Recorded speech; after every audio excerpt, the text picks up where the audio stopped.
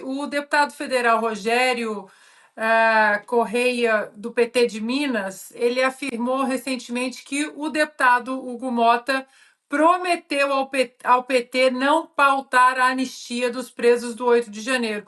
O senhor disse numa recente entrevista que o Hugo Motta tem esse compromisso, né, com esse projeto, se chegar à presidência da Câmara. Eu queria ouvi-lo em relação a isso. E no mesmo assunto, para o deputado Eduardo, eu queria saber do deputado se o deputado tratou algum assunto sobre a situação dos refugiados brasileiros com o presidente Milei na Argentina, se houve a oportunidade de conversar com o presidente da Argentina em relação aos refugiados do 8 de janeiro que estão lá naquele país.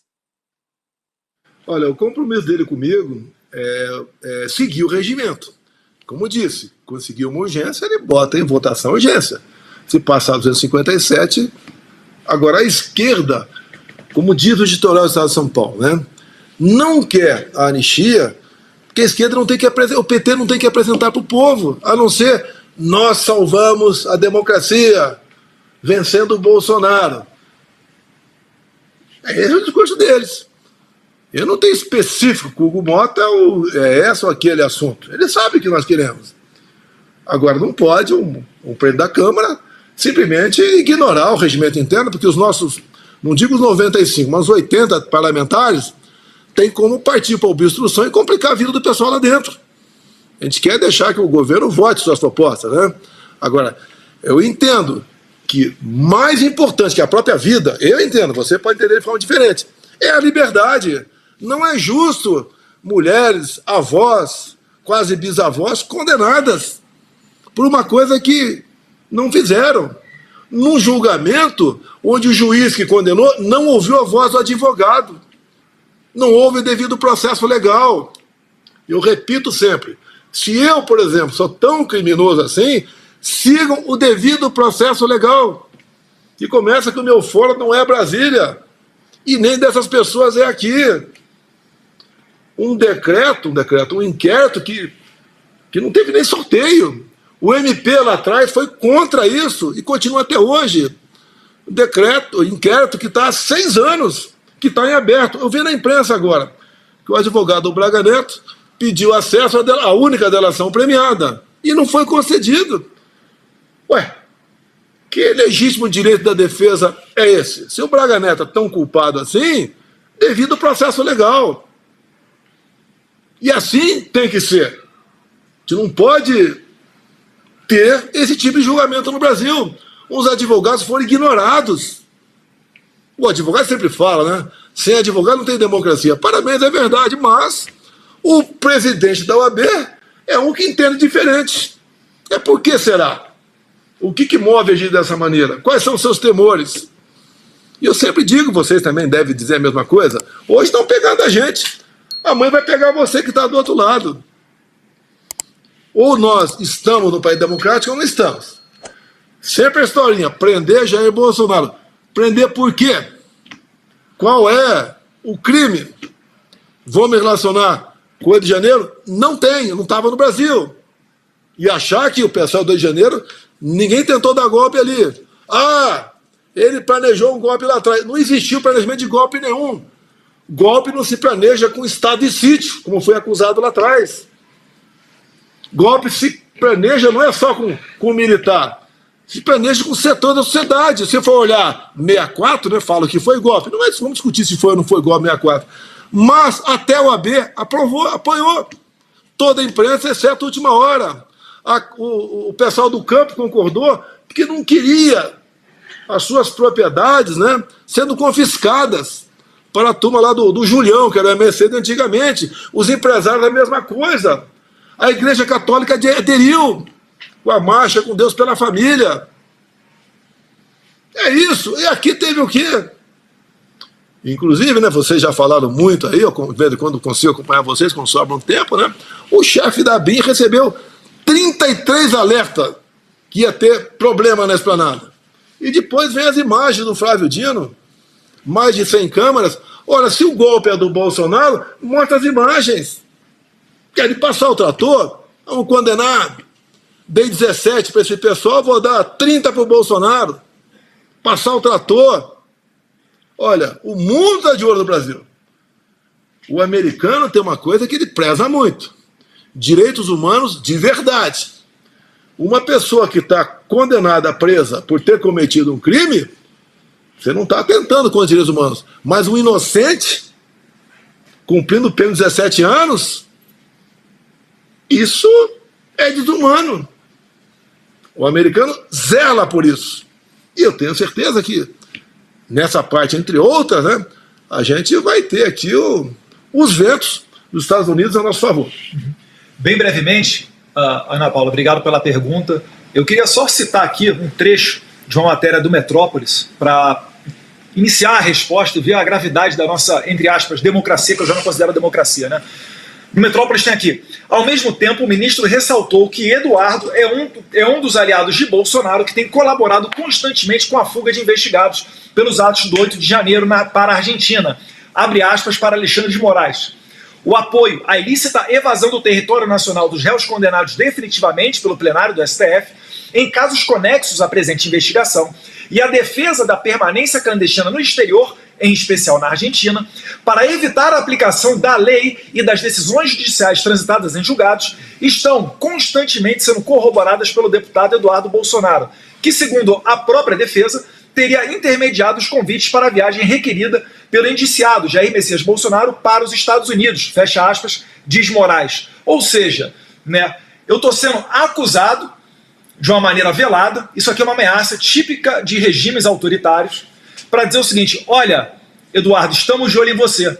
O que você está fazendo está dando margem para a sua própria prisão preventiva, que é a fuga de pessoas condenadas para que não seja aplicada a lei penal. Isso daqui vem no momento depois de Glenn Greenwald, a quem eu devo a minha liberdade, ter feito matérias publicadas na Folha de São Paulo, que ele teve acesso às conversas de WhatsApp de juízes assistentes de Moraes, onde eles falam: o Alexandre mandou pegar o Eduardo Bolsonaro.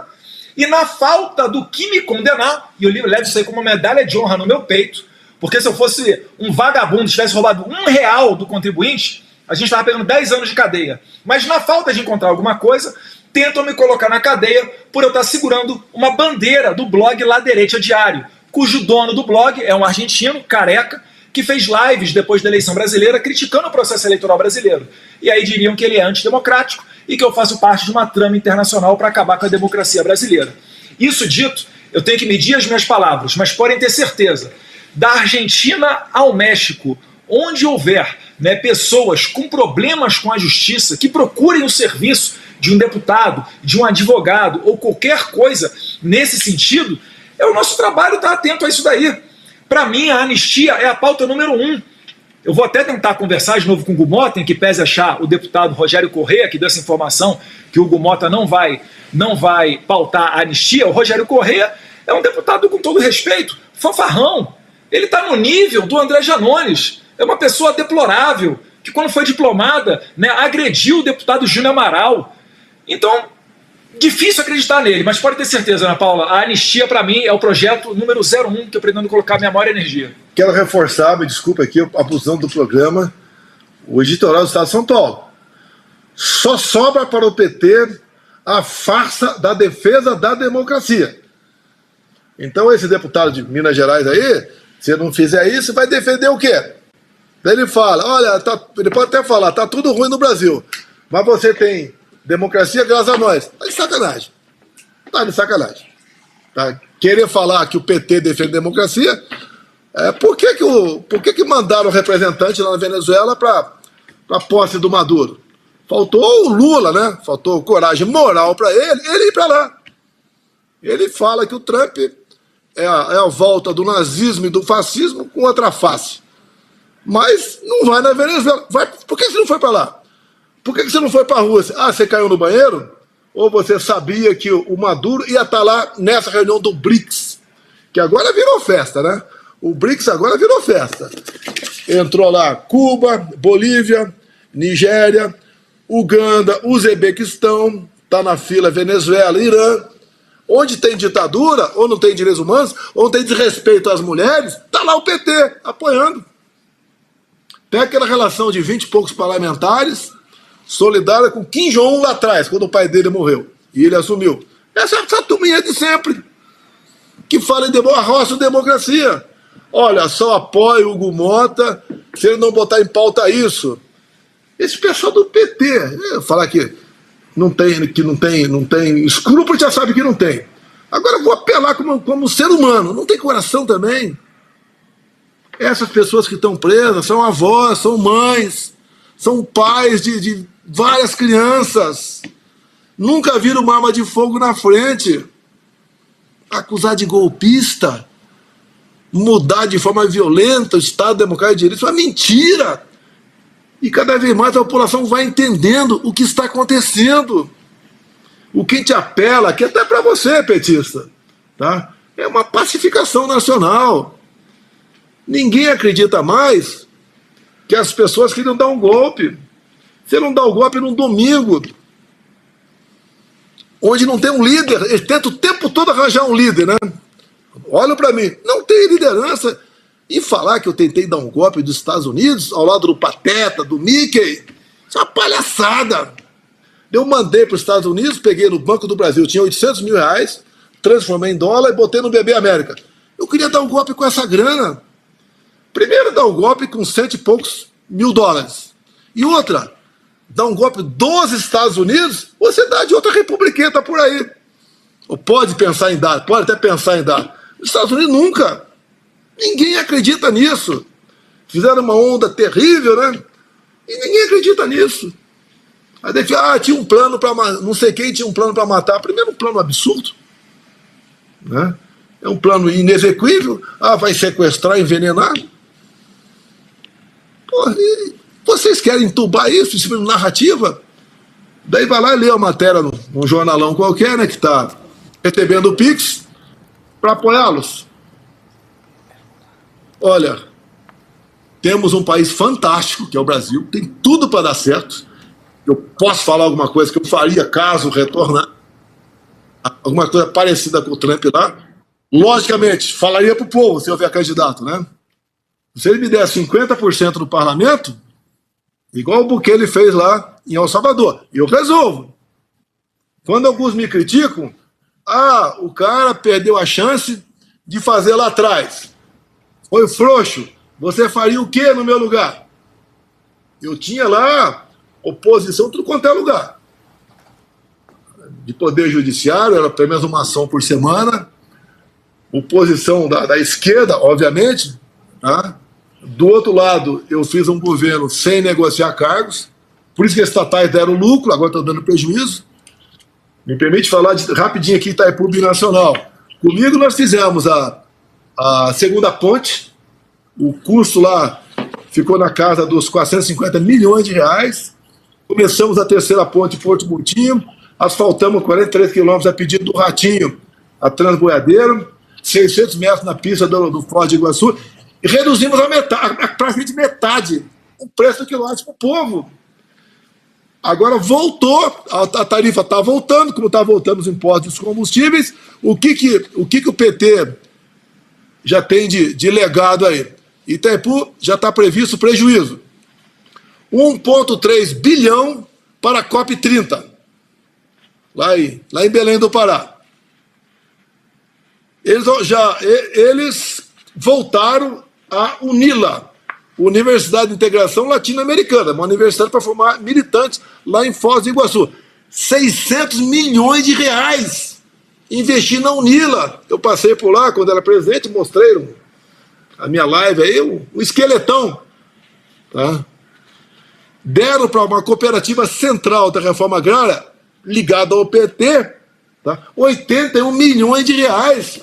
O PT dando o MST de forma indireta 81 milhões. Por isso volta a insegurança no campo, que comigo tinha. Você não viu? As raras invasões de terra rapidamente foi resolvido. Comigo foi resolvido. A questão do armamento, além de diminuir quase 1/3 o número de mortes por arma de fogo, você não viu invasão no campo. Começamos a levar segurança para o campo. Diferentemente agora. Um filho meu, Carlos, não consegue renovar o porte dele, ele é vereador. Mostra vídeo de um cara que vai de vez em quando apedrejar uma casa que é de comitê nosso lá em Bento Ribeiro. Mas não pode ter porte de arma. O ministro Lewandowski renovou o porte dele. Ué, ele tem segurança, meu filho não tem. Então a gente fica vendo, tá certo, como estava o Brasil voando no segundo semestre de 22, apesar da pandemia e da guerra, 54 bilhões de superávit, o Tarcísio com propostas de 1 trilhão de investimento nos próximos 10 anos, umas 30 pré-contratos de ferrovias privadas pelo Brasil, terminamos a Norte e Sul, não é dinheiro público a Norte e Sul, é privado. Mas não saia por quê? Porque no passado era corrupção. Você não conseguia, junto ao IBAMA na época, licença. Comigo vai ter licença e não tem custo. Começamos acho que é 230 lá, Porto Velho, Manaus, conseguimos licença ambiental. O Brasil começou a funcionar. Eu guardo, né, uma mágoa muito grande.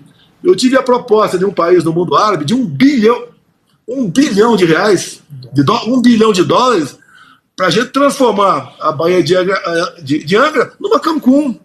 Por que não foi para frente? Já tem um decreto ambiental que demarcou a estação ecológica de Tamoios. E eu tinha que desmarcar o decreto.